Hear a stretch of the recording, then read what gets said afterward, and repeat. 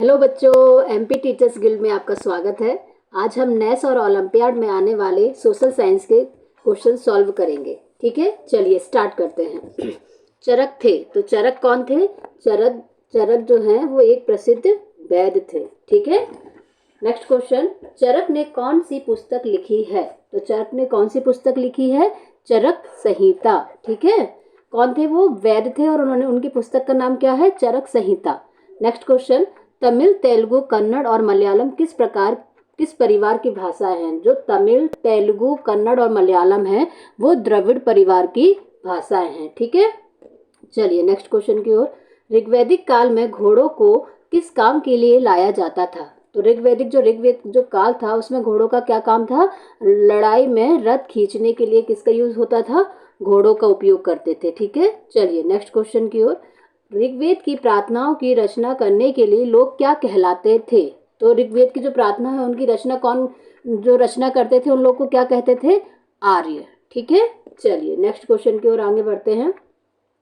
ऋग्वेद के कुछ सूक्त वार्तालाप के रूप में विश्वामित्र ऋषि ने किन दो नदियों का उल्लेख किया है? जो ऋग्वेद में जो सूक्त हैं उनमें किन दो नदियों का वर्णन किया गया है? तो उनमें व्यास और सतलुज दो नदियों का वर्णन किया गया है। ठीक है बच्चों, चलिए नेक्स्ट क्वेश्चन, जनपद का शाब्दिक अर्थ क्या होता है? तो जनपद का शाब्दिक अर्थ क्या होता है? जहां पर जन के बसने की जगह हो, जहां पर लोग बसते हो उसे क्या कहेंगे? जनपद। चलिए नेक्स्ट क्वेश्चन की ओर। महाजनपदों का उदय कब हुआ? तो महाजनपदों का उदय कब हुआ है? लगभग 2500 साल पहले। ठीक है, तो महाजनपदों का जो विकास है कब हुआ? 2500 साल पहले। ठीक है, चलिए नेक्स्ट क्वेश्चन, अजात शत्रु का कहाँ का एक शक्तिशाली राजा था? तो जो अजात शत्रु है वो कहाँ का राजा था? वो मगध राज्य का राजा था। ठीक है, तो मगध राज से कौन कौन सी नदियां, मैंने पिछले वीडियो में बताई थी आपको, मगध राज से कौन कौन सी नदियां बहती थी? तो वो गंगा और सोन नदियों के बीच में स्थित था। तो इसमें देखिए नेक्स्ट क्वेश्चन वही है, कौन सी दो नदियां मगध से होकर बहती थी? तो कौन सी दो नदियां मगध से होकर बहती थी? गंगा और सोन जो नदियां हैं वो मगध से होकर बहती थी। और मगध का राजा कौन था? अजात शत्रु। ठीक है, चलिए नेक्स्ट क्वेश्चन की ओर। सिकंदर कहाँ का राजा था? तो सिकंदर कहाँ का राजा था? सिकंदर मैसेडोनिया का राजा था। ठीक है, सिकंदर ने भारत पर आक्रमण कब किया? तो सिकंदर ने भारत पर कब आक्रमण किया था? 2300 साल पहले। और वो राजा कहाँ का था? मैसेडोनिया का। ठीक है, चलिए नेक्स्ट क्वेश्चन की ओर बढ़ते हैं। कौशाम्बी किले की दीवार आधुनिक उत्तर प्रदेश के किस शहर के पास मिली है?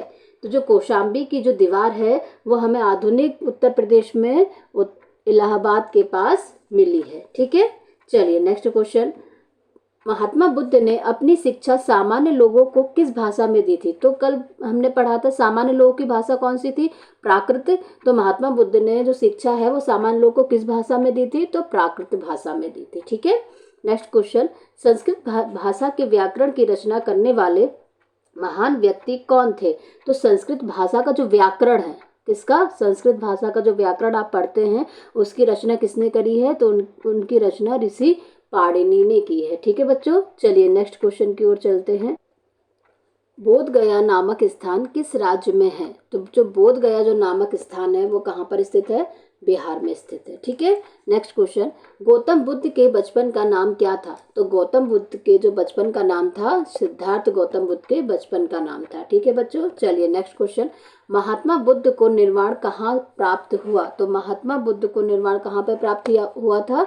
उत्तर प्रदेश के कुशीनगर में। ठीक है, कुशीनगर कहाँ पर स्थित है? उत्तर प्रदेश में। ठीक है, चलिए नेक्स्ट क्वेश्चन, जैन धर्म का प्रमुख शिक्षा स्थल बल्लभी किस राज्य में है? तो जैन धर्म का जो प्रमुख जो शिक्षा स्थल है वो बल्लभी, वो किस राज्य में है? तो वो गुजरात राज्य में स्थित है। ठीक है, नेक्स्ट क्वेश्चन, भारतीय दर्शन को कितनी शाखाओं में बांटा गया है? तो जो भारतीय दर्शन है उसको 6 शाखाओं में बांटा गया है। ठीक है, चलिए नेक्स्ट क्वेश्चन की ओर बढ़ते हैं हम। बौद्ध भिक्षुओं के लिए बनाए गए नियम किस ग्रंथ में मिलते हैं? तो जो बौद्ध भिक्षु जो होते थे उनके लिए कुछ नियम बनाए जाते थे, तो उनके जो नियम है वो किस ग्रंथ में मिलेंगे? विनय पिटका में। ठीक है, नेक्स्ट क्वेश्चन, वर्तमान में कलिंग किस राज्य में स्थित है? तो जो कलिंग है वर्तमान में वह कौन से राज्य में स्थित है? उड़ीसा। और उड़ीसा का एक नाम जो है वो कलिंग भी है। ठीक है, प्राचीन नाम उड़ीसा का क्या है? कलिंग। ठीक है, निम्नलिखित में से अर्थशास्त्र के रचनाकार कौन है? अर्थशास्त्र के रचनाकार कौन है? तो ये हमें कौन मिल है? चाणक्य। ठीक है, चाणक्य की आप बहुत सारी स्टोरी पढ़े होंगे, तो वो किसके? अर्थशास्त्र के रचनाकार हैं चाणक्य जी। ठीक है, नेक्स्ट क्वेश्चन।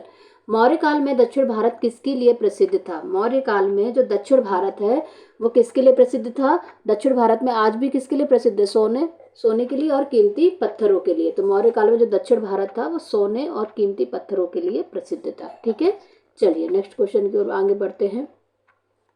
चंद्रगुप्त मौर्य के समय किस यूनानी राजा भारत में आया था? तो चंद्रगुप्त मौर्य के समय जो कौन सा यूनानी था? वो सेल्यूकस था। ठीक है, चलिए नेक्स्ट क्वेश्चन। रुपए और पैसे पर जो 4 शेरों वाला राष्ट्रीय प्रतीक चिन्ह है वह कहाँ से लिया गया है? तो जो आपने देखा होगा हमारा राष्ट्रीय प्रतीक चिन्ह एक वो अशोक चिन्ह है, वो कहाँ से लिया गया है? तो वो सारनाथ से लिया गया है। ठीक है, चलिए नेक्स्ट क्वेश्चन। सम्राट अशोक किस वंश का प्रसिद्ध शासक था? तो जो सम्राट अशोक है वो किस वंश का प्रसिद्ध शासक था?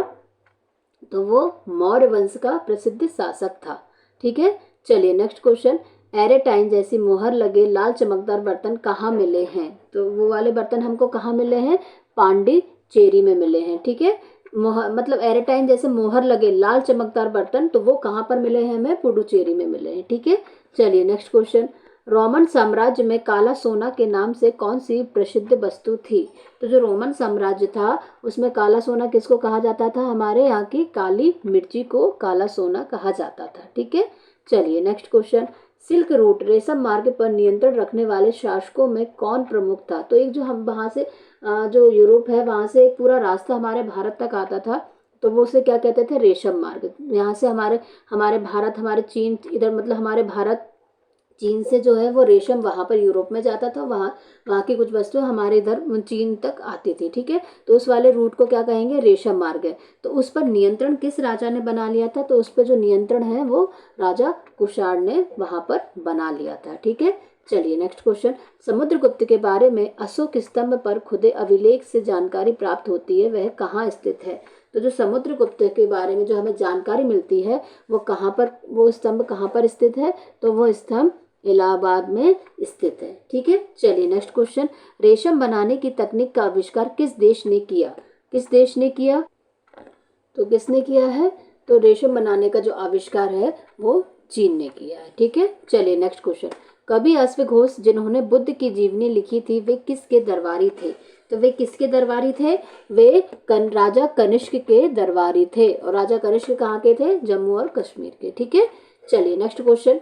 प्राचीन काल में शिक्षा का प्रमुख केंद्र कहाँ था? तो प्राचीन काल में लोग कहाँ पर शिक्षा पाने के लिए जाते थे? तो प्राचीन काल में लोग नालंदा विश्वविद्यालय में शिक्षा प्राप्त करने के लिए जाते थे। वहाँ पे सभी धर्मों की शिक्षा को दिया जाता था। ठीक है, और वो बौद्ध धर्म का प्रमुख बिंदु था, प्रमुख केंद्र था शिक्षा के लिए। ठीक है, ये भी याद रखिएगा। चलिए नेक्स्ट क्वेश्चन। हर्षचरित्र किसकी रचना थी? हर्षचरित्र जो है वो किसकी रचना थी? वो बाणभट्ट की रचना थी। ठीक है, चलिए नेक्स्ट क्वेश्चन। विक्रम संवत और ईसवी सन में कितने वर्ष का अंतर है? तो विक्रम संवत, एक विक्रम संवत चलता है और एक ईसवी सन चलता है, तो उसमें कितने साल का अंतर है? तो उसमें 57 साल का अंतर है, 57 ईयर्स का अंतर है। ठीक है, याद रखिएगा इसको। Next question.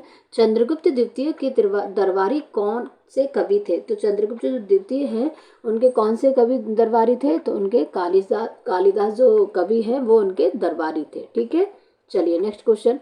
चंद्रगुप्त द्वितीय ने कौन सी पदवी धारण की थी? तो चंद्रगुप्त द्वितीय ने कौन सी पदवी धारण की थी? विक्रमादित्य की। चंद्रगुप्त द्वितीय ने विक्रमादित्य की उपाधि धारण की थी। ये क्वेश्चन बहुत बार आया है, इसको थोड़ा ध्यान से पढ़िएगा।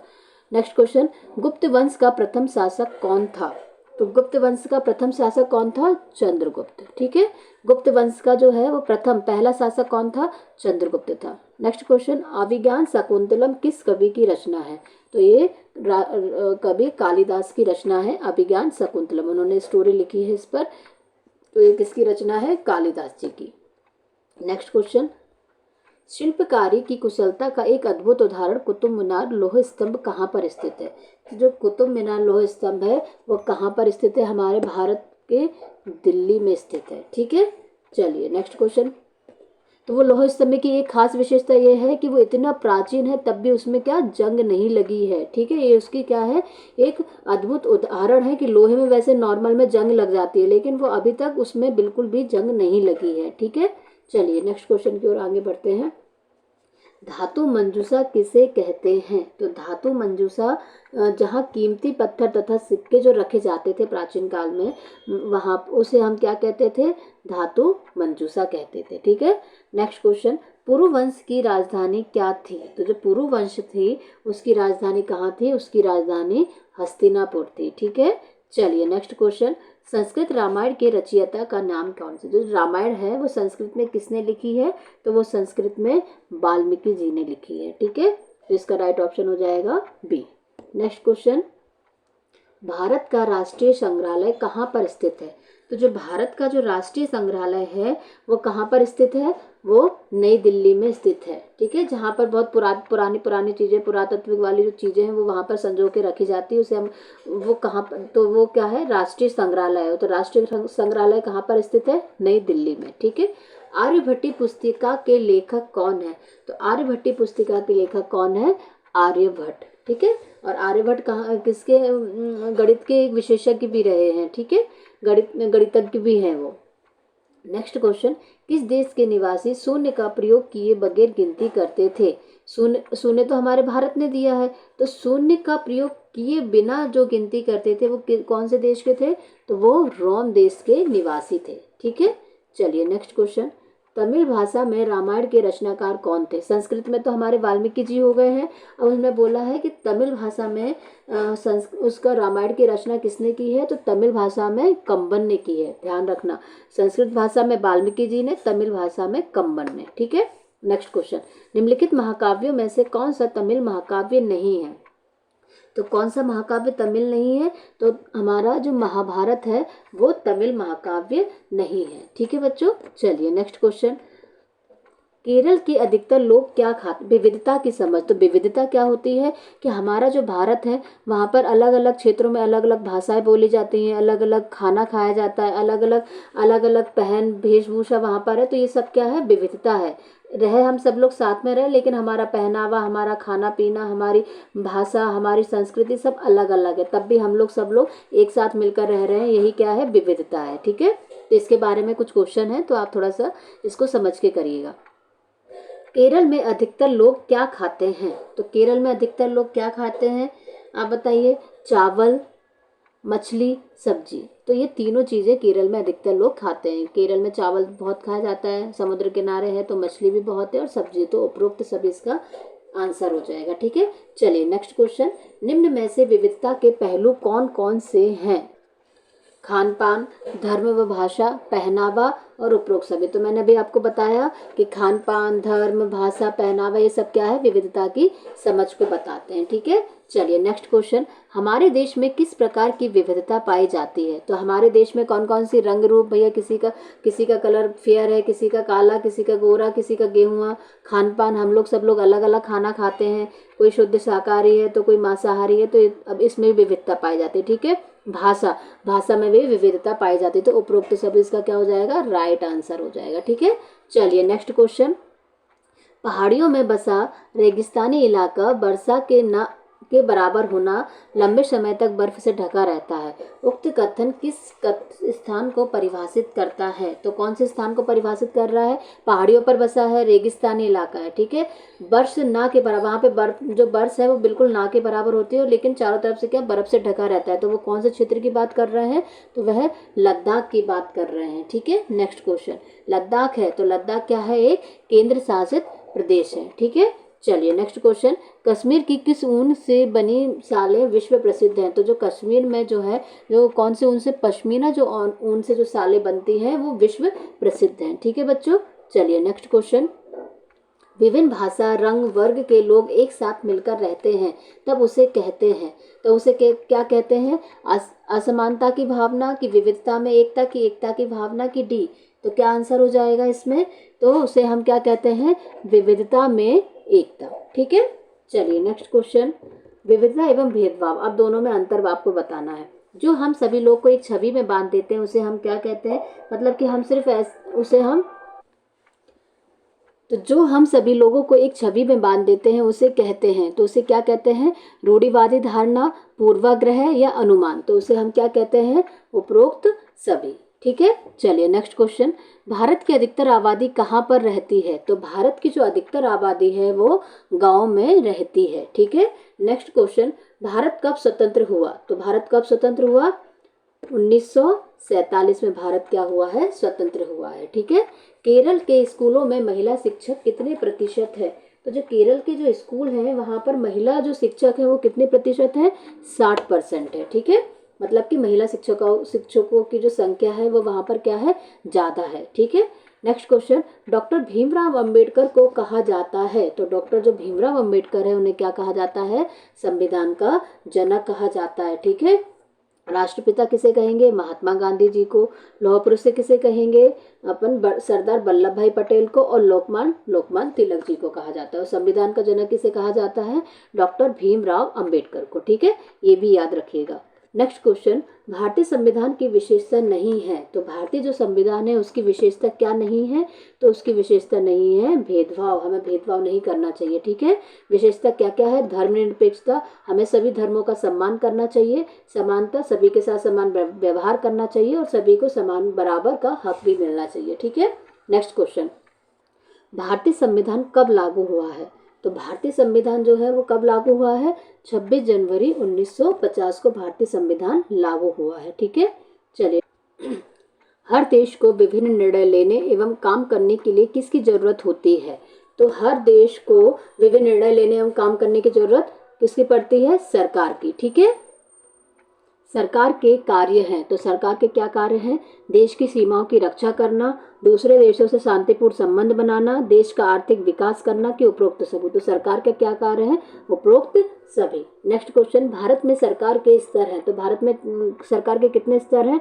2 स्तर। कौन कौन से? एक तो केंद्र सरकार और एक राज्य सरकार। ठीक है, केंद्र सरकार भारत में दिल्ली में है और राज्य सरकार सभी राज्यों में होती है। ठीक है, नेक्स्ट क्वेश्चन। शहर, गांव या मोहल्ले में सरकार के स्तर को क्या कहा जाता है? शहर में है, गांव में है या मोहल्ले में जो है वो सरकार का जो स्तर होता है उसे हम क्या कहते हैं? स्थानीय स्तर कहते हैं। ठीक है, इससे आगे के क्वेश्चन हम अब अगले वीडियो में करेंगे। बच्चों, इसी तरह सभी विषयों के वीडियो आप मेरे चैनल पर देख सकते हैं। अगर आपको मेरा वीडियो पसंद आया हो तो इसे लाइक कीजिए, चैनल को सब्सक्राइब कीजिए ताकि आने वाले वीडियो का नोटिफिकेशन आपको मिल सके। बाय बाय बच्चों।